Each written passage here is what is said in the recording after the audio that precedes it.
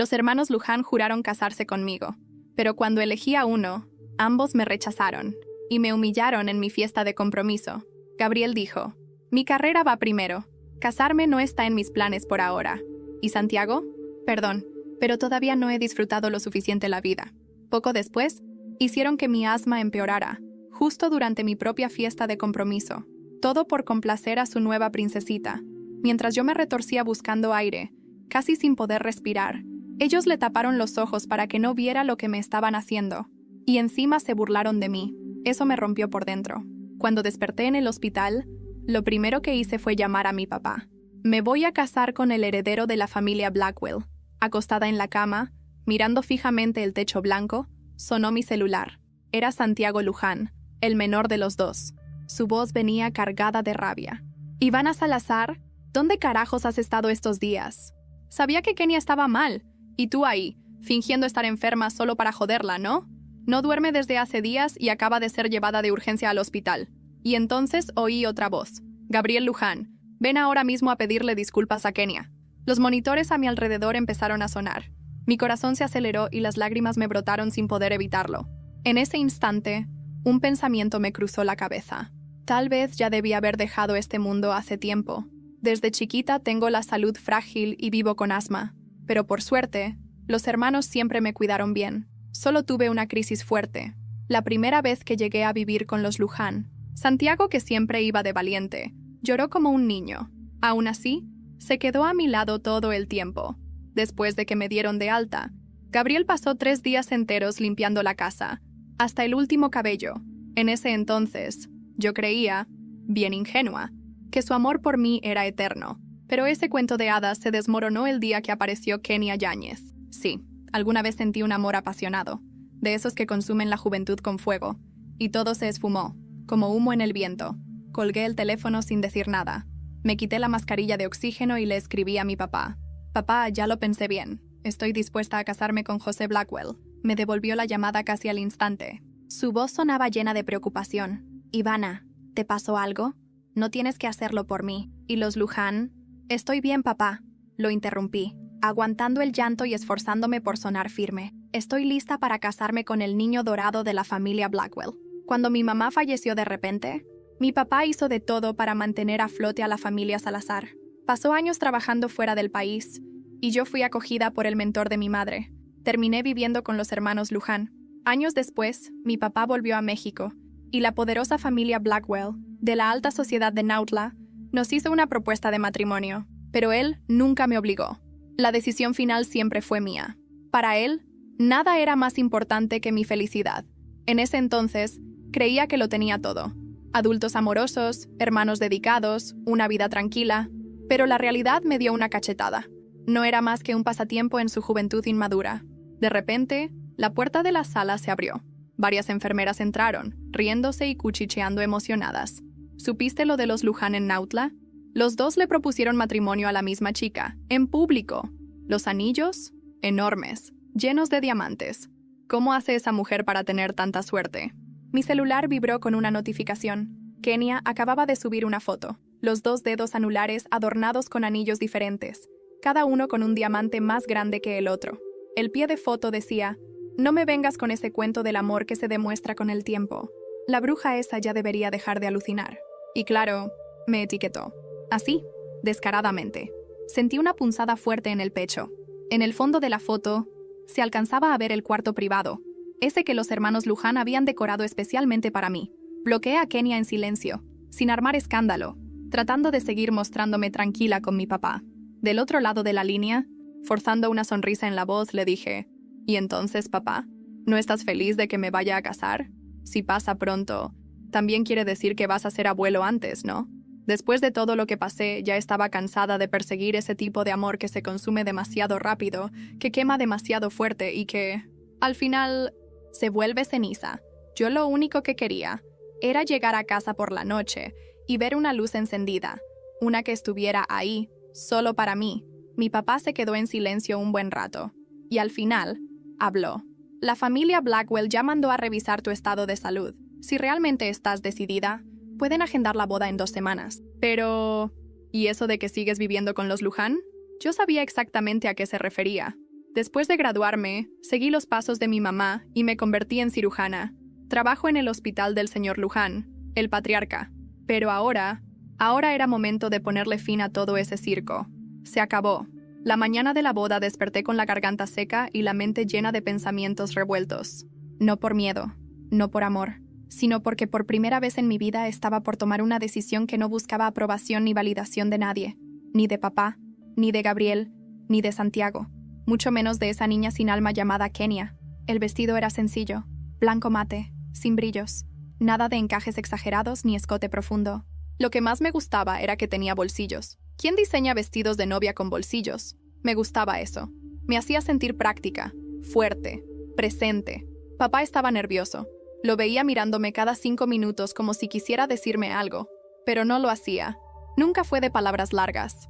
Me sonrió con los ojos llorosos mientras me ayudaba a ponerme los aretes de mamá. «Estás hermosa», murmuró. Yo solo asentí. No me sentía hermosa. Me sentía firme. La ceremonia fue en un jardín privado en San Pedro Cholula, lejos de Nautla, lejos de los rumores. Aún así, varios medios lograron colarse, y antes de salir del auto ya había fotógrafos gritando mi nombre. Vi a José al fondo del altar. De pie, traje gris claro, sobrio como siempre. Tenía las manos entrelazadas y la mirada tranquila. Me gustaba esa calma. No era pasión, era estabilidad. Y después de tanto caos, eso era lo que más deseaba. Los votos fueron breves. No prometimos amor eterno, solo lealtad, respeto y construir juntos algo que funcionara. Un acuerdo limpio, honesto. Pero cuando José deslizó el anillo en mi dedo, algo en mí se rompió.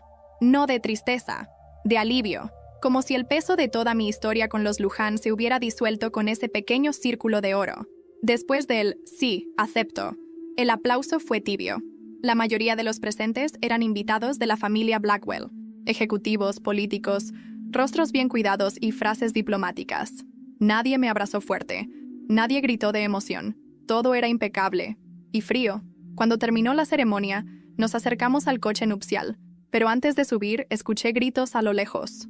Volteé, y ahí estaban, Gabriel y Santiago, al fondo, entre los árboles, de pie, observando, con trajes oscuros y rostros tensos.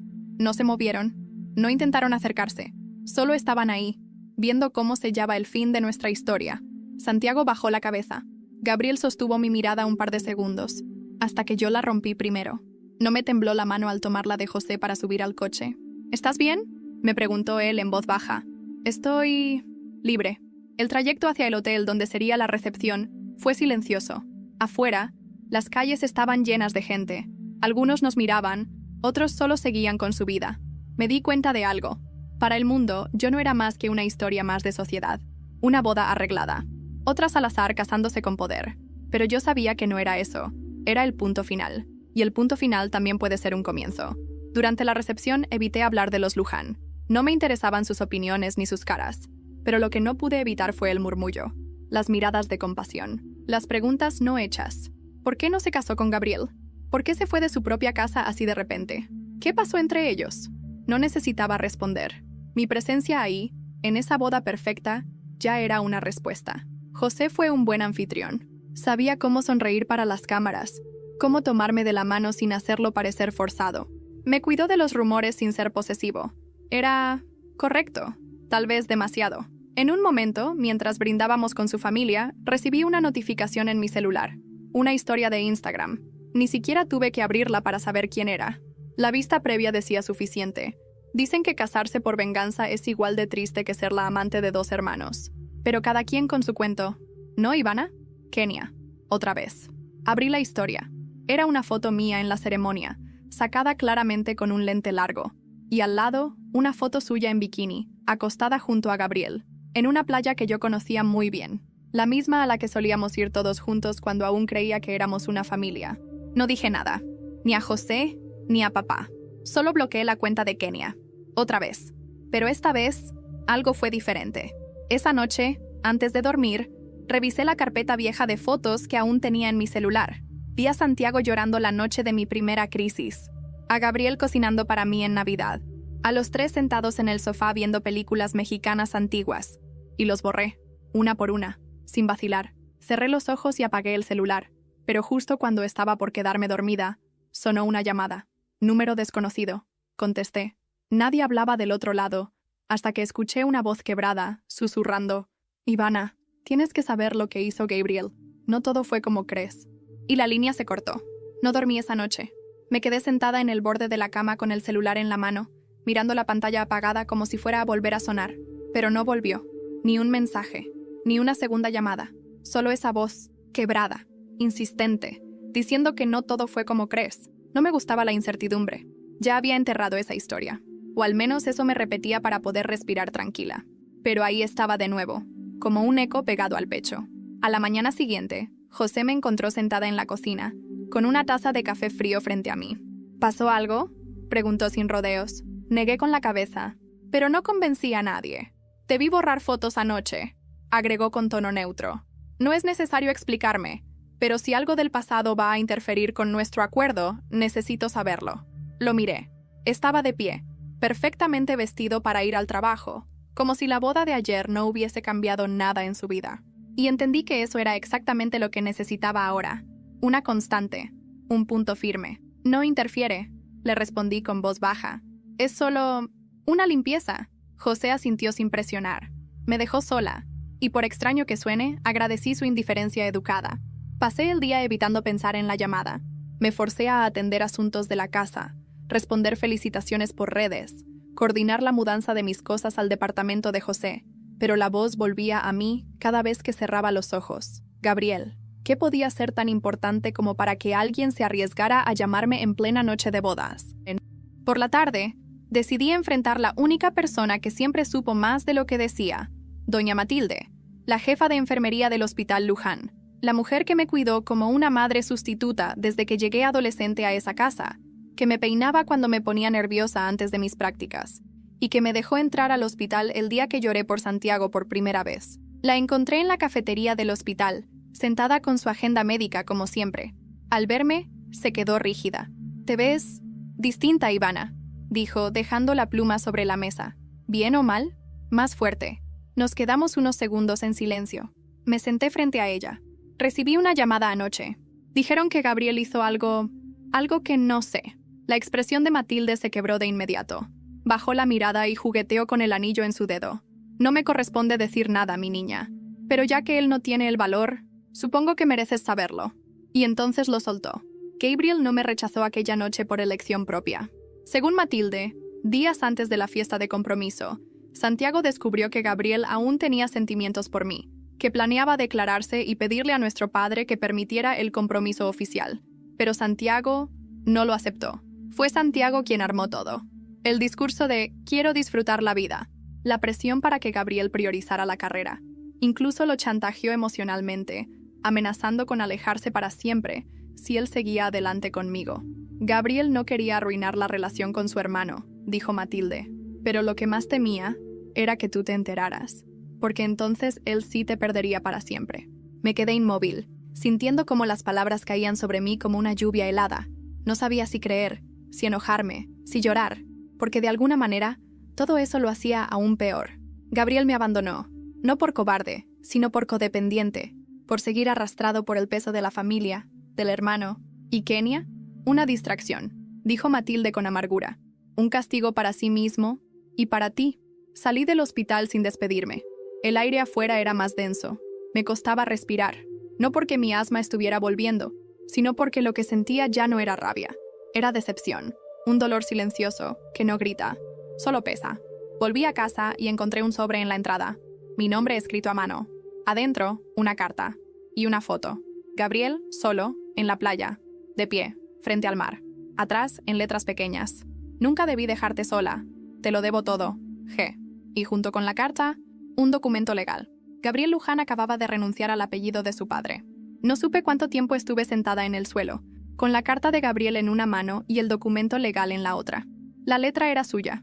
La firma también. La renuncia estaba registrada en un despacho familiar conocido en Veracruz. No había error. Lo había hecho. Gabriel Luján ya no era Luján. Quería creer que era un acto de redención, una forma desesperada de mostrarme que estaba dispuesto a dejar todo atrás. Pero parte de mí se resistía. ¿Por qué ahora? Después de humillarme, de dejarme sola en mi fiesta, de ver cómo Kenia me destrozaba públicamente sin abrir la boca para defenderme. ¿Y si esto no era por mí, sino por él mismo? ¿Un intento de redimirse ante el espejo más que ante mí? Aún así, una parte de mi corazón, esa parte que me negaba a morir del todo, se estremeció. No le respondí, ni a la carta, ni al número desconocido que volvió a llamar esa noche. Silencio. A veces, ese es el único castigo que el alma acepta aplicar. Pasaron 2 semanas. José y yo vivíamos una rutina precisa. Desayunos con prensa de negocios, visitas breves a eventos familiares, cenas tranquilas en silencio. Él no era cálido, pero tampoco frío. Era constante. Y eso, en medio del caos, era un lujo emocional. ¿Te sientes atrapada?, me preguntó una noche, mientras cenábamos en la terraza. Levanté la vista del plato. No, me siento anestesiada. Él asintió como si entendiera perfectamente. Puedo vivir con eso, murmuró. Mejor anestesiados que destrozados. A veces me preguntaba qué traumas cargaba él. ¿Por qué había aceptado casarse sin amor, sin pasión, sin expectativas románticas? Pero no lo presionaba. Él tampoco lo hacía conmigo. Era un pacto tácito. No escarbamos en lo que no queremos revivir. Hasta que un día, todo cambió. Fue un viernes. Me encontraba revisando unas pruebas médicas en el hospital cuando escuché un alboroto en la recepción. Gritos. Voces elevadas. Mencionaban mi nombre. Salí del consultorio con el corazón acelerado y lo vi. Santiago. Despeinado. Con ojeras profundas y una expresión que jamás le había visto. Pánico. ¡Ivana!, gritó al verme. «Es Gabriel». Corrí hacia él, sintiendo un hueco en el estómago que no supe explicar. «¿Qué pasó?». Intentó quitarse la vida. Mi cuerpo se congeló. No pregunté cómo, no pregunté dónde. Solo corrí detrás de Santiago hasta su coche. Apenas podía respirar, pero esta vez no era asma, era puro miedo. Miedo de que, por más que tratara de cerrar la historia con los Luján, ellos no me dejaran hacerlo. Encontré la carta después de 2 días. Santiago hablaba atropelladamente mientras conducía. Decía que todo esto empezó el día que tú dejaste de mirarlo igual, que perderte fue como perder el norte, que no podía más con la culpa, conmigo. Tragué saliva con dificultad. Llegamos al Hospital General de Nautla. Lo internaron en cuidados intensivos. Gabriel estaba estable, pero inconsciente. Había ingerido una mezcla de medicamentos y alcohol. Si Santiago no hubiera llegado a tiempo a su departamento, quizá no lo contaría. Lo vi a través del vidrio. Era la primera vez que lo veía frágil de verdad, sin máscara de hombre exitoso, sin corbata, sin orgullo, solo humano. Santiago se sentó a mi lado en la sala de espera, el mismo Santiago que me había partido el corazón con su indiferencia, pero ya no quedaba arrogancia en él, solo un remordimiento seco. «No sabía que era tan grave», murmuró. «No lo sabías porque nunca te molestaste en mirar», dije sin volver la cabeza. Siguió en silencio, hasta que soltó algo que no esperaba escuchar. «¿Te acuerdas del primer día que llegaste a nuestra casa?». Asentí. «Yo no quería que vinieras. Pensaba que eras otra carga más. Pero esa noche, cuando tuviste esa crisis, fue la primera vez que sentí miedo real. Miedo de perder a alguien que no era mi sangre. Pero ya me importaba más que cualquier otra cosa». Lo miré por fin. Sus ojos estaban llenos de agua. No lloraba, pero se notaba que estaba a punto de quebrarse. «Y aún así, tú me vendiste», susurré. «Sí, y me odio por eso cada día». Quise decir algo más, pero no pude. El sonido de la puerta nos interrumpió. Una enfermera se acercó. «Señorita Salazar, el paciente ha despertado. Preguntó por usted». Entré sola. Gabriel estaba pálido, más delgado, pero consciente. Y cuando me vio, sus ojos se llenaron de lágrimas sin orgullo, sin contención. «Ivana». Me acerqué despacio. No lo abracé. No le tomé la mano. Solo me senté. «¿Por qué ahora, Gabriel?». Él tragó saliva con dificultad. «Porque cuando te vi casarte con José, supe que habías dejado de esperarme». Cerré los ojos por un momento, y al abrirlos, solté una frase que no sabía que llevaba dentro desde hace años. «Nunca fue mi trabajo esperarte. Tú eras el que tenía que haber llegado a tiempo». Después de esa frase, el silencio en la habitación fue total. Gabriel me miraba como si acabara de romperle algo por dentro, y probablemente así fue, pero yo no me sentía cruel. Me sentía honesta. Estaba cansada de tener que consolar a quien me hizo pedazos. «¿Estás aquí por lástima?», preguntó él, con la voz apenas audible. Lo miré sin pestañear. «Estoy aquí porque no te deseo la muerte, pero tampoco quiero seguir siendo tu redención». Se llevó las manos a la cara, y por un instante, fue ese mismo chico que lloró a mi lado la noche de mi primera crisis. Solo que esta vez, yo ya no tenía el impulso de consolarlo. No era frialdad, era respeto propio. Salí de la habitación sin mirar atrás. Santiago me estaba esperando afuera, con los ojos enrojecidos. ¿Cómo está?, preguntó en voz baja. Vivo.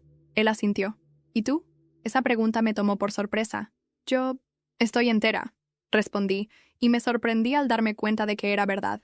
Era la primera vez en mucho tiempo que no me sentía a punto de romperme. El dolor seguía ahí, claro, pero había pasado de ser una herida abierta a una cicatriz que sabía exactamente dónde estaba.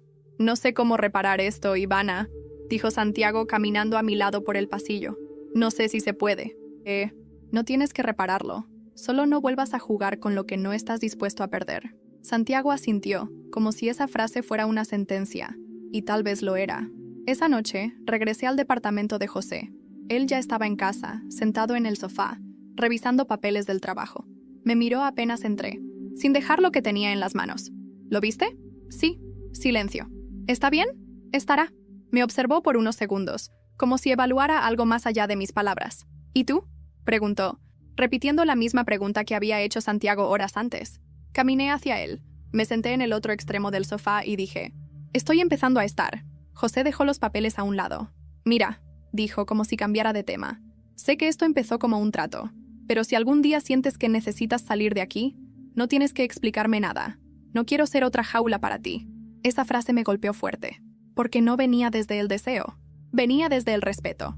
No estoy lista para salir, le respondí, pero gracias por dejar la puerta abierta. Pasaron los días. Gabriel fue dado de alta. Según me dijeron, se fue a vivir a casa de una tía en Oaxaca. Lejos. Silencioso. Santiago volvió a trabajar en el hospital, pero ya no era el mismo. Lo noté en sus movimientos, en la forma en que no me buscaba, pero tampoco huía. Kenia, por otro lado, no cambió ni una pizca. Una tarde, recibí un paquete en el hospital, sin remitente. Adentro, una caja con varias cosas. Un perfume que yo usaba en la universidad, una foto impresa mía con los hermanos Luján en el jardín de su casa, una nota escrita con plumón rojo. Hasta las brujas tienen su aquelarre. Pero ninguna princesa olvida quién fue destronada primero. Estaba firmada. K.I. No me sorprendió, pero me molestó. No por el contenido, sino porque me recordaba algo que había decidido dejar atrás. Esa necesidad de demostrar quién gana, quién pierde, quién brilla más fuerte. Esa guerra silenciosa entre mujeres dolidas que, al final, solo deja cenizas para ambas. Fui al baño, rompí la nota en pedazos y la tiré sin ceremonia, pero no pude evitar pensar en qué tanto más iba a intentar Kenia antes de sentirse satisfecha. Y fue entonces que pasó. Esa noche, al llegar a casa, José me esperaba con una copa de vino en la mano. ¿Viste esto?, dijo mostrándome su celular. Era una nota de último momento publicada por uno de los blogs más populares de la alta sociedad de Nautla. Escándalo en la familia Yáñez. Revelan grabaciones donde Kenia insulta a personal doméstico, médicos y miembros de su propia familia. En uno de los audios se la escucha decir que los Luján son idiotas manipulables y que ni Gabriel ni Santiago sirven para nada. Me quedé en shock. ¿Esto es real? Ya varios están confirmando. Filtraciones directas del círculo familiar. Parece que alguien la traicionó desde adentro. Me senté lentamente en el sofá, aún sin procesar. Y supongo que ahora todos van a correr a decirme, tenías razón, dije con un dejo de amargura. José se sentó a mi lado. Me miró con seriedad. No, porque tú no necesitabas tener razón. Necesitabas paz. Y esto es solo justicia. Respiré hondo. Era extraño. Durante tanto tiempo imaginé que ver a Kenia caer sería mi momento de gloria. Pero ahora que estaba pasando, no sentía euforia. Solo un cierre. Un eco apagado. Pero justo antes de irnos a dormir, sonó mi celular. Una llamada inesperada. Era Kenia. La pantalla de mi celular brillaba en la oscuridad como una maldita tentación. Kenia Yáñez, llamando. José me miró desde la puerta del dormitorio, en silencio, esperando a ver qué decidiría. Yo también dudé. Quería ignorarla. Quería fingir que esa llamada no valía nada. Pero había algo, esa sensación viscosa y molesta en el estómago, que me decía que no colgara, que necesitaba escucharla. Contesté. ¿Qué valor el tuyo?, dije sin saludar. Del otro lado su respiración era rápida, como si hubiera estado llorando o corriendo, o ambas cosas. Ivana, dijo mi nombre como un susurro. No fui yo. Me reí, fuerte, seca. ¿No fuiste tú qué? ¿La que escribió una nota patética sobre brujas destronadas? ¿La que filtró fotos mías? ¿La que me humilló en redes durante meses? No fui yo quien filtró los audios, respondió. Y ahora sí, su voz estaba temblando. No fui yo. Alguien lo hizo desde mi propio círculo. Me están destruyendo, Ivana. Me están borrando de todos los eventos. Mi papá me gritó frente a toda la casa. Me quitaron las tarjetas. ¿Y yo qué tengo que ver con eso? Te culpan a ti, soltó, como si fuera una acusación desesperada. Eso me detuvo. ¿Perdón? ¿Gabriel? Se interrumpió, tragando saliva. Él dijo que tú eras la única capaz de hacer algo así, que tú tenías motivos, que querías venganza. Le dijo eso a mi madre. Y ahora todos creen que tú lo planeaste todo. Sentí un vacío en el pecho, como si me hubieran arrancado el aire de golpe. ¿Gabriel dijo eso? Sí, esa fue su última palabra antes de colgar. No hubo despedida, no hubo disculpa, solo esa frase. Gabriel dijo que fuiste tú. Me quedé mirando la pantalla, aún con la llamada finalizada, como si el vidrio pudiera darme una explicación lógica de lo que acababa de pasar. José se acercó en silencio. ¿Qué quería? Me culpó, murmuré. Me culpó de su caída. Lo vi fruncir el ceño. Por primera vez desde que lo conocí, vi rabia en su rostro. ¿Y ahora qué vas a hacer? Y esa pregunta me dio claridad. Ya no era suficiente alejarme. Ya no bastaba con ignorarlos. Gabriel no había aprendido nada, ni siquiera después de intentar quitarse la vida. Seguía usando a otros como escudo para no enfrentar sus errores. Y si pensaba que podía volver a manchar mi nombre, se equivocaba. Muy en el fondo todavía creía que el silencio era elegancia, que no responder a la miseria ajena me daba superioridad. Pero ya no. La mañana siguiente fui a trabajar como siempre. Revisé pacientes, firmé reportes, asistí a una cirugía, y al terminar el turno pedí hablar con el director del hospital. No con el patriarca Luján, con el comité completo. Les presenté mi renuncia formal. No voy a seguir trabajando para una institución donde mi nombre se ve envuelto en escándalos personales ajenos, dije con la voz firme, sin vacilar. No mientras se permite que rumores infundados destruyan carreras. Uno de los médicos, el doctor Rivera, intentó calmarme. Ivana, tu reputación aquí es impecable. Nadie te culpa de nada. Todos sabemos quién es Kenia y lo que representa. No es suficiente, interrumpí. No quiero quedarme en un lugar donde tenga que explicarme cada vez que ellos cometan un error. Salí de esa sala con la frente en alto. Esa misma tarde, activé mi perfil profesional en redes. Publiqué una carta abierta. Mi nombre es Ivana Salazar, cirujana, mujer, sobreviviente. No tengo tiempo para los cuentos que otros escriben sobre mí, pero sí tengo voz para contar la verdad y pies para seguir caminando aunque quieran cerrar puertas. No tengo miedo de perder lo que no me pertenece. La publicación se volvió viral. Médicos, mujeres, expacientes y hasta periodistas empezaron a compartirla. No por escándalo, sino por respeto. Por identificación. No respondí a nadie. No aclaré nada. Dejé que la verdad flotara sola. 2 días después, recibí una invitación formal. Un hospital privado en Querétaro me ofrecía una posición como jefa de cirugía reconstructiva. Mejor salario, mejor equipo, y lejos de Nautla. Esa noche preparé las maletas. José me ayudó a empacar en silencio. Cuando terminé, me miró desde el pasillo. ¿Vas a irte sola? No lo sé, dije, pero necesito saber quién soy lejos de todo esto. Él se acercó y tomó mi mano, no con urgencia, con respeto. Yo no me caso con sombras. Si decides volver, quiero que sea por ti, no por huir de nadie. Asentí, sintiendo una punzada en el pecho. Cuando subí al coche camino al aeropuerto, el celular vibró. Un nuevo mensaje. Número desconocido. ¿Así que prefieres irte? ¿Ni siquiera vas a despedirte? Ese. Cerré el mensaje sin responder. Pero antes de despegar, recibí uno más. Una fotografía borrosa. Era una imagen desde adentro de una oficina. Gabriel y Santiago discutiendo a gritos. El texto decía: si supieras lo que realmente están ocultando, no estarías huyendo. Volté a Ivana. Aún no sabes todo. No respondí al mensaje. No porque no quisiera, sino porque no podía. Estaba en medio del despegue, con el cinturón abrochado, los oídos tapados y un nudo en el pecho que ni el cielo despejado de Querétaro podía despejar. La imagen se repetía una y otra vez en mi cabeza. Gabriel y Santiago gritándose dentro de una oficina, con la furia de quienes ya no fingen llevarse bien. Y esa frase final: volté a Ivana. Aún no sabes todo. ¿Qué más podía haber? ¿Qué más quedaba por saber después de la humillación pública, la traición, la carta, el intento de suicidio, la culpa desplazada? A veces la paz no es el final, es solo el descanso antes del siguiente golpe. Llegué a Querétaro con esa certeza. El hospital era otro mundo, nuevo, moderno, eficiente. Me recibieron con respeto y admiración. Nadie me preguntó por mi apellido. Nadie mencionó a los Luján. Solo querían saber lo que podía hacer en una sala de operaciones. Y ahí, en medio de bisturís, anestesia y precisión, Me sentí completa por primera vez en años. Las semanas pasaron. Me adapté. Me integré. Hasta salí a cenar con colegas sin sentirme observada. Me atreví incluso a reír con ganas. A dormir sin pesadillas. A vivir como si el pasado fuera una vida lejana que no me pertenecía más. Hasta que recibí esa llamada. Era la enfermera personal de don Arturo Luján, el patriarca. Estaba grave.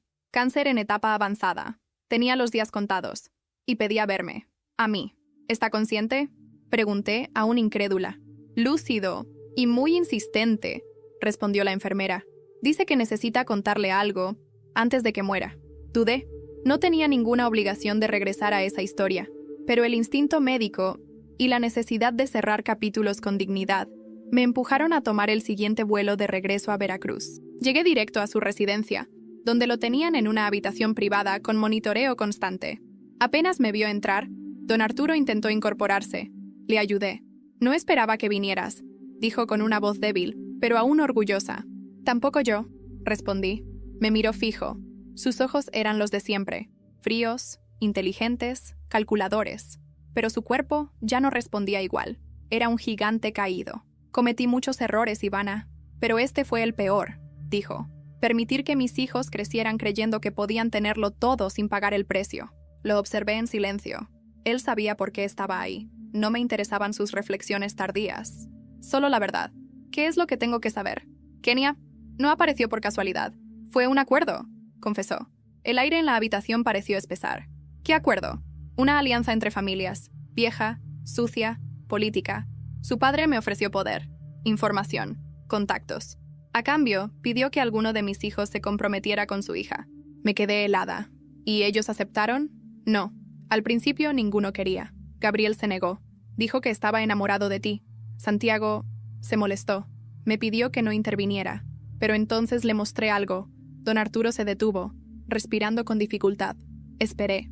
Y entonces dijo, mostré una carta que tú escribiste cuando eras adolescente, donde decías que deseabas ser parte de esta familia, que querías ser una Luján, que te enamorabas de los dos. Me paralicé. Recordaba esa carta. Nunca la envié. La escribí en un momento estúpido, sola, confundida, y la guardé en una libreta antigua. ¿Cómo la obtuvo? La encontré años después, cuando revisábamos las cosas del cuarto. La usé para convencer a Santiago de que tú los habías manipulado, que jugaste con ambos, que solo querías el apellido. Me faltó el aire, literalmente. Tuve que sentarme.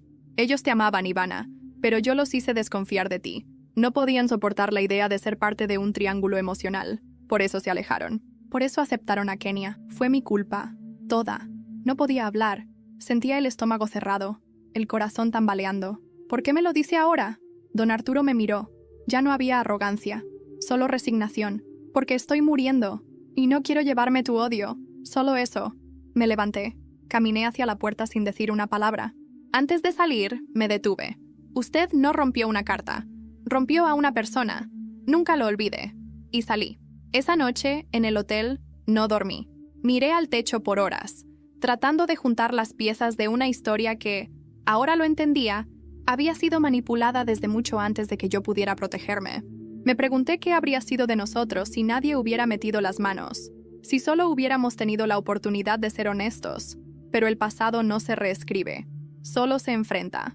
Al día siguiente, en la recepción del hotel, encontré un sobre. Mi nombre, sin remitente. Adentro, una hoja con una sola frase escrita a mano. Si quieres la verdad completa, búscame en el lugar donde nos prometiste que todo sería para siempre. G. Sabía exactamente a dónde tenía que ir. La casa de los Luján. Volver a esa casa fue como abrir una herida que parecía haber cerrado. No sangraba, pero ardía. El portón de hierro seguía igual. La entrada amplia, el jardín cuidado con precisión. Todo parecía detenido en el tiempo, como si el pasado se negara a avanzar. Toqué el timbre una vez. Esperé. Nadie contestó. Entonces empujé la reja. Estaba entreabierta. Entré. Avancé por el pasillo como si estuviera cruzando un campo minado. Cada metro cargado de recuerdos. Las risas compartidas, las madrugadas de estudio, las veces que cocinamos juntos, pero también los silencios fríos, los ojos evitándome, el día en que Gabriel no apareció para mi fiesta. No lo llamé. Solo caminé directo hacia el lugar al que la nota hacía referencia.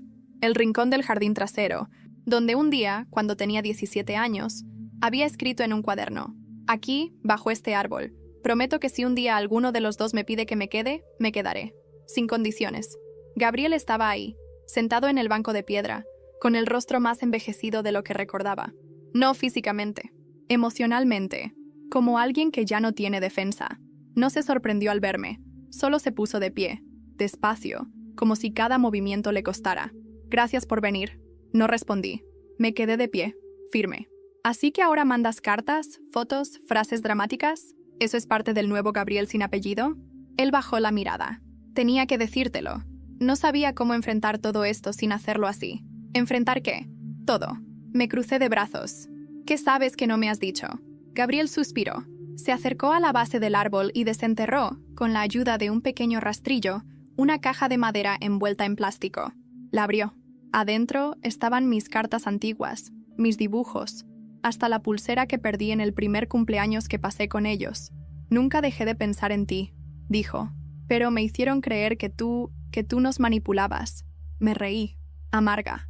¿Y necesitaste que tu padre se estuviera muriendo para descubrir que la historia tenía más versiones? No, lo supe desde antes, pero me dio miedo confrontarlo, miedo de que fuera verdad. ¿Y ahora? Ahora ya no tengo miedo. Tengo vergüenza. Se sentó de nuevo. Yo no me moví. Papá siempre controló nuestras decisiones, incluso cuando creíamos que elegíamos. Fue él quien acercó a Kenia. Fue él quien alimentó los celos de Santiago. Fue él quien encontró tus cosas, tus palabras y las convirtió en armas. Me costaba mirarlo. No porque no creyera lo que decía, sino porque parte de mí aún quería golpearlo por haberlo permitido. Tú también tenías elección, dije. Y elegí mal. Elegí quedarme callado. Elegí proteger el apellido, la estabilidad, la falsa imagen. Pero después de verte con José, entendí que ya no había nada que proteger. ¿Tarde, no? Sí, muy tarde. Hubo un silencio largo, y entonces dijo algo que me descolocó. Santiago se va del país. Renunció al hospital. Dice que necesita empezar de cero en otro lado. ¿Y tú? Yo me quedo. Pero sin apellido, sin privilegios, sin la casa. Vendí todo lo que me dejó papá. Voy a abrir una pequeña clínica en Veracruz, en una zona donde nadie me conozca, donde pueda trabajar sin que el nombre pese más que el talento. Lo miré. Esta vez, más allá del rencor. Vi a un hombre quebrado, sí, pero por fin honesto. ¿Y para qué querías que viniera? Gabriel me entregó una carta, cerrada, sin remitente, de Santiago. Me pidió que solo te la diera si venías. La tomé. No supe si leerla en ese momento. Decidí guardarla en mi bolso. No vine por ustedes, le aclaré antes de irme. Vine por mí, porque no quiero que nadie más cargue con lo que hicieron conmigo. ¿Ivana? ¿Qué? ¿Podrías perdonarme? Lo miré con los ojos húmedos, pero sin una lágrima aún. No hoy. Y me fui. Esa noche, en el hotel, abrí la carta de Santiago. La letra temblorosa, sin frases rebuscadas. No tengo excusas, solo recuerdos y culpa. Lo que hice fue imperdonable, pero te llevas algo mío que no puedo recuperar. Mi respeto por mí mismo. Ojalá encuentres lo que nunca supimos darte. Una casa de verdad. La carta venía acompañada de un boleto de avión. Destino: París. Fecha: 2 días después. Lo último que decía la hoja: si algún día quieres respuestas que no sean cartas ni rumores, sabrás dónde encontrarme. Y ahí, por primera vez, lloré. No por amor, ni por tristeza. Lloré porque me di cuenta de que la mujer que soy ahora jamás habría suplicado por ninguno de ellos. Cerré la carta, apagué la luz, y al día siguiente, antes de regresar a Querétaro, pasé por la tumba de mi madre. Le dejé la carta de Santiago y una sola frase en voz baja. Ya no me duele. Justo cuando me subía al coche, el celular sonó. Era José. Ivana, dijo con la voz extraña. Creo que deberías regresar cuanto antes. ¿Qué pasó? Salieron documentos públicos, todo sobre la alianza Luján-Yáñez, y tu nombre aparece entre los archivos filtrados, como objeto clave del acuerdo. Nunca pensé ver mi nombre en una filtración nacional, pero ahí estaba. Ivana Salazar, mencionada como pieza estratégica en un documento confidencial que detallaba acuerdos entre la familia Luján y la familia Yáñez. Las palabras exactas eran casi inverosímiles. El compromiso emocional con la joven Ivana Salazar debe ser gestionado con prudencia. Su vínculo afectivo con ambos herederos representa una vulnerabilidad a largo plazo, pero también un instrumento útil para mantener la narrativa de familia unida en la transición hacia la unión con los Yáñez. Instrumento útil. Me temblaban las manos al leerlo, no por sorpresa, sino por confirmación. Yo no había sido víctima de un malentendido romántico, de una confusión entre hermanos, de celos o de errores emocionales. Había sido una estrategia, una ficha, una idea en un escritorio, un concepto que se podía mover, silenciar, reemplazar. El resto del país se enteró casi al mismo tiempo que yo. Los documentos filtrados por un antiguo socio de los Yáñez salieron en todos los portales. Programas de análisis, columnas de opinión, redes sociales llenas de nombres propios, y el mío en medio. Esa noche, mientras el mundo comentaba mi vida como si fuera un episodio más de una telenovela, me encerré en el baño del departamento. Me senté en el suelo, el celular vibrando sin parar en la mesita del lavabo, y cerré los ojos. El pasado me rodeaba. Cada momento que alguna vez sentí importante, cada gesto que creí sincero, cada te cuido que me ofrecieron, todo estaba ahora contaminado por una sola palabra: manipulación. José tocó la puerta con cuidado. Ivana, dijo con voz suave, no quiero que te encierres. No después de todo lo que has superado. Abrí la puerta. Tenía la cara seca, la voz firme. ¿Qué están diciendo? Que eres una víctima. ¿Y tú? Que eres una sobreviviente. Pero no quiero que eso te defina.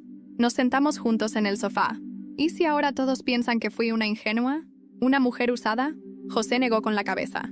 Eso pensará quien no entiende lo que es reconstruirse. Los demás verán que nunca aceptaste ese lugar, que seguiste adelante, que tomaste decisiones. Respiré hondo. Miré el celular. Entre las llamadas perdidas, había una de Santiago. No respondí. Y un mensaje de Gabriel. Te debo algo más grande que disculpas. Te debo la verdad pública. Si tú no lo dices, lo haré yo. Le respondí con 2 palabras. Hazlo tú. Al día siguiente, en un acto que nadie vio venir, Gabriel ofreció una conferencia de prensa. Vestido de manera sobria, frente a cámaras, se plantó como nunca antes. Se responsabilizó por completo. Fui parte de un sistema que creí imposible de desafiar. Permití que una mujer que amaba fuera tratada como un instrumento. Hoy renuncio a todo lo que me quede de apellido, de reputación o de influencia para pedirle, públicamente, perdón a Ivana Salazar. El video se viralizó, y por primera vez me dolió verlo no por lo que decía, sino por cómo lo decía. Era sincero, pero ya no era suficiente. Aún así, su declaración desató una reacción en cadena. Personas influyentes se solidarizaron conmigo. Mujeres de distintas partes del país comenzaron a compartir sus historias bajo el hashtag No Somos Fichas. Periodistas me buscaban. Programas me querían como invitada. Revistas de sociedad me ofrecían portadas. No acepté nada. Solo una entrevista. Una. Con una periodista joven, respetuosa, que me escribió diciendo: tú no eres solo la historia de una traición. Eres una lección sobre dignidad. Déjame ayudarte a contarla como se merece. La entrevista fue emitida en vivo. Casi 1 hora de conversación directa. Sin escándalo, sin drama, solo verdad. Al final, la periodista me preguntó: si pudieras volver atrás, ¿harías algo distinto? Me quedé en silencio unos segundos. Sí, habría amado primero a la mujer que soy, antes de buscar amor en quienes no sabían qué hacer con él.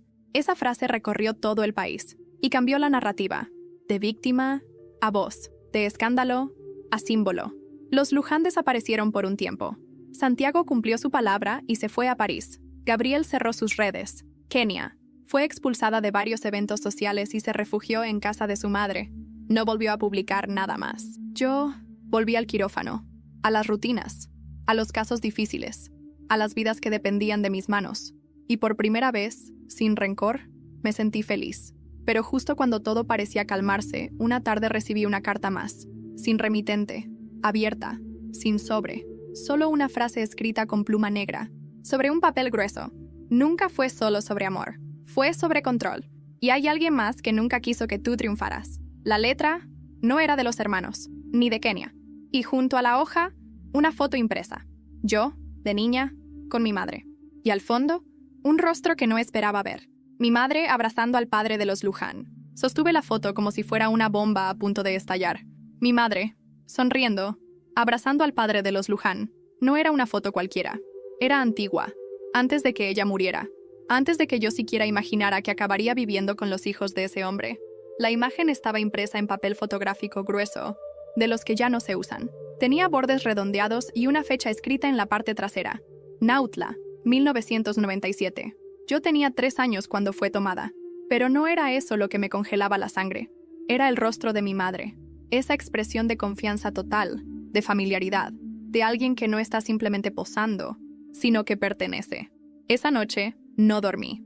Pasé horas revisando álbumes viejos, escaneando mi memoria como una médica que busca una anomalía en una radiografía olvidada. Y la pregunta quemaba por dentro como fiebre. ¿Qué relación tenía mi madre con Arturo Luján? Al día siguiente tomé el primer vuelo de regreso a Veracruz. José no dijo nada cuando le conté que debía ir. Solo me tomó de la mano antes de salir del departamento y dijo: «No traigas más fantasmas si no estás lista para enfrentarlos». Asentí, pero en el fondo, sabía que ya era tarde. Los fantasmas ya estaban adentro. Cuando llegué a la ciudad, fui directo a la casa de doña Matilde. Sabía que, si alguien podía saber algo, era ella. Me abrió con expresión seria. Ni sorpresa, ni sonrisa. Solo el reconocimiento de que algo grande estaba por explotar. Le mostré la foto. Su rostro cambió de inmediato. ¿Quién te la dio? No lo sé. Vino sin remitente. Matilde miró la imagen largo rato. Después se sirvió un café, uno para ella y otro para mí. Se sentó en la mesa con las manos temblorosas. Nunca fue mi lugar decir nada, pero ahora creo que sí lo es. Comenzó. Respiré hondo, preparándome para lo que viniera. Tu madre conoció a Arturo Luján cuando aún era residente en medicina. Ella era brillante, decidida. Él estaba casado, pero nunca fue fiel. Tuvieron un romance largo, escondido. Una relación intermitente, pero muy intensa. Sentí el pecho cerrarse, como si una caja secreta se abriera dentro de mí sin permiso. ¿Y mi padre? Tu padre lo supo. Siempre lo supo. Por eso se fue tantos años. Por eso aceptó que vivieras con los Luján cuando ella murió. Era como si quisiera compensar algo. ¿Estás diciendo que...? Matilde me miró fijo. No lo sé con certeza. Nadie lo supo nunca. Pero durante mucho tiempo hubo rumores. ¿Qué clase de rumores? Que tú no solo fuiste acogida por la familia Luján por respeto a tu madre, sino porque podría ser sangre de ellos. Me quedé helada. ¿Quieres decir que Arturo Luján podría ser mi padre biológico? Matilde asintió, lentamente. Nadie lo confirmó. Nunca hubo pruebas. Tu madre lo negó en vida. Pero Arturo siempre te trató distinto. Siempre tuvo un interés especial. Incluso cuando no tocaba. Tuve que levantarme, caminar por la habitación. Sentía que el suelo se movía. Eso explicaría muchas cosas, dije en voz baja. Explica todo, respondió Matilde. Recordé cada gesto de ese hombre, cada mirada silenciosa, cada momento en que intercedió por mí. No era cariño de mentor, era otra cosa, era posesión. ¿Santiago y Gabriel saben esto? Santiago no, Gabriel, tal vez sospecha. Él fue quien encontró papeles viejos cuando tu madre murió, cosas personales. Es posible que haya visto algo. Una rabia nueva me nació en el pecho, una rabia más profunda, más densa. No solo me habían usado, me habían escondido quién era, y quizás había compartido mi vida, mi casa, mis sentimientos, con personas que podrían ser mis medio hermanos. Salí de casa de Matilde sin despedirme. Fui directo a una clínica privada y pedí una prueba de ADN. Me tomaría unos días. No sabía qué era peor, que fuera cierto, o que no lo fuera. Mientras esperaba, volví a Querétaro. Y José me recibió en la puerta sin preguntas. Solo me ofreció una copa de vino y su silencio cómodo. Estoy perdiendo el piso, le dije. Quizás estás por encontrarlo, Ivana. A veces hay que derrumbarse completo para construir con los pedazos correctos. Asentí. Y esa noche dormí por fin. No porque estuviera en paz, sino porque estaba agotada de huir. Días después recibí el resultado. Lo abrí sola, en la cocina. Positivo. Coincidencia genética parcial con Arturo Luján. 99.6%. Mi mundo cambió con una hoja de papel. Mi historia entera, la que siempre creí conocer, se volvió una mentira cuidadosamente orquestada. Y entonces lo supe.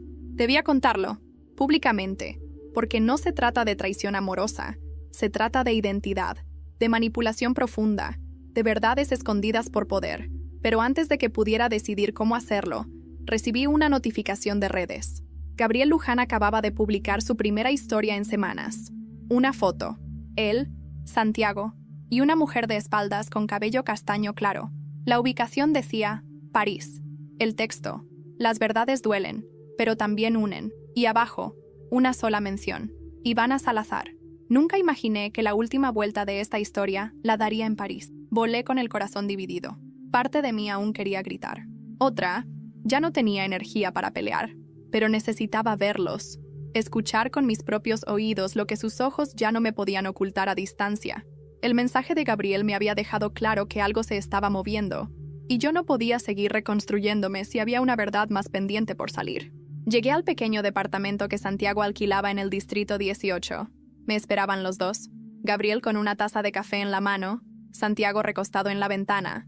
Ninguno sonreía, pero tampoco tenían esa sombra antigua en la mirada. Había cansancio y algo parecido al arrepentimiento. «Gracias por venir», dijo Santiago, esta vez sin soberbia. «No vengo a perdonar», advertí. «Lo sabemos», agregó Gabriel. Nos sentamos los tres, sin barandillas emocionales, sin máscaras, sin defensas. Entonces Gabriel habló. «Vi los papeles. Lo confirmé hace años. Sabía que papá te protegía porque era su hija. Pero no supe qué hacer con esa verdad. ¿Y por qué lo callaste? Porque no soportaba la idea de haberte amado de una forma que no era correcta». Esas palabras me rompieron en silencio. Gabriel bajó la mirada. «No me malinterpretes. Nunca te vi como hermana, nunca lo sentí así, pero cuando me di cuenta, quise desaparecer. Me alejé por culpa, no por falta de amor. ¿Y Santiago?» Santiago me miró, por primera vez, sin rencor ni confusión. «Yo no lo sabía. Lo supe hace unas semanas. Él me lo contó. Y por eso te mandamos esa foto. Porque aunque nos destruimos, también nos unió la misma culpa. ¿Y qué esperan de mí?» Santiago negó con la cabeza. «Nada». Gabriel se aclaró la garganta. «Viniste hasta aquí por tu verdad. No queremos limpiarnos contigo. Queremos que cierres esto, como quieras, pero ya no con mentiras». Respiré hondo, y por primera vez los vi por lo que eran, víctimas del mismo sistema que yo, con diferentes privilegios, sí, con más poder, pero también con una carga que los destrozó desde adentro. Nos abrazamos. No fue cálido, fue necesario, como una ceremonia de cierre. Al día siguiente volví a México, y con una claridad nueva, conté todo. Escribí una carta abierta, publicada por el mismo medio que difundió la primera entrevista. Conté quién era, quién fui, y lo que habían hecho conmigo desde antes de poder protegerme. No culpé, no señalé con rabia, solo narré. Y el país escuchó. Un año después, Ivana Salazar dirige un programa nacional para jóvenes en situación vulnerable, especialmente mujeres. Habla en universidades. Organiza congresos de salud emocional y ética médica. Trabaja en Querétaro como jefa de cirugía reconstructiva. Vive sola. A veces viaja. A veces no contesta mensajes, pero siempre regresa a su espacio, donde la luz se enciende solo para ella. No se casó con José. Se separaron en buenos términos. Hoy son amigos. Él sigue como CEO del grupo Blackwell y la apoya financieramente en su fundación. Gabriel Luján. Vive en Oaxaca. Trabaja en una clínica rural como médico de urgencias. Renunció a todo. Vive de forma austera. No volvió a aparecer en prensa. Escribió un libro, que aún no publica, donde narra su historia desde la caída hasta el intento de reparación. No volvió a buscar a Ivana. Sabe que lo que compartieron fue real, pero que ya no pertenece a su presente. Santiago Luján. Vive en París. Estudia psicología. Decidió reinventarse. Da clases en un centro juvenil y aprendió francés con esfuerzo. Publicó una entrevista anónima donde cuenta su historia. Nadie supo que era él. No busca fama. Busca entenderse. Le escribió una última carta a Ivana. Ella la tiene guardada. Nunca la respondió. Kenia Yáñez desapareció de los medios tras el escándalo. Su familia la desheredó públicamente. Se rumorea que vive en España. Algunos dicen que está escribiendo un libro. Otros que trabaja como asistente en una editorial. Nadie lo sabe con certeza. Lo único cierto es que nunca volvió a publicar su rostro. Don Arturo Luján murió 3 meses después de su confesión. Sus funerales fueron privados. No recibió homenajes. Sus últimos días los vivió en silencio. Gabriel no asistió al entierro. Santiago sí. Ivana no. La familia Salazar. Su padre sigue trabajando discretamente en el extranjero. Habla con Ivana por videollamada cada domingo. No toca el pasado. Solo le dice una vez por semana: «Estoy orgulloso de ti». El último recuerdo que guardo de esta historia no es una boda, ni una traición, ni una carta desgarradora. Es la noche que regresé a casa después de todo. Me miré al espejo y me dije: no soy lo que me hicieron, soy lo que decidí hacer con eso. Y así terminé de escribir mi propia historia. Con cicatrices, sí, pero por fin, completa.